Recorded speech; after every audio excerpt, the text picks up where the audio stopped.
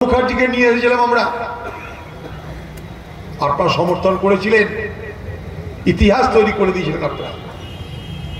জানেন, আমি ভারতবর্ষের পার্লামেন্টে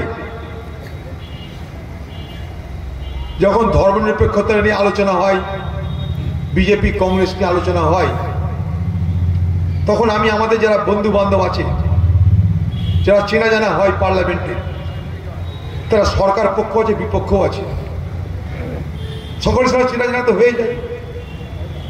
তো তাদেরকে আমি একটা কথা বলেছিলাম যে যদি ধর্মনিরপেক্ষতার প্রকৃত পাঠ নিতে হয়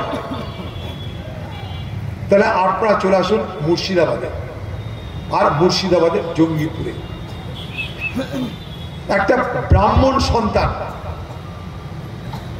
এই মুর্শিদাবাদের জঙ্গিপুরে, যেখানে 67% মানুষ সংখ্যালঘু সম্প্রদায় অর্থাৎ মুসলমান সম্প্রদায়, সেখানে তারা একটা ব্রাহ্মণ সন্তানকে নির্বাচনে জয়ী করে দিল্লি পাঠাচ্ছে। এর থেকে বড় ধর্মনিরপেক্ষতা কি হতে পারে? এর থেকে বড় ধর্মনিরপেক্ষতার পরিচয় কি হতে পারে? আপনারা একবার মুর্শিদাবাদ জেলায় এসে শিখে যান।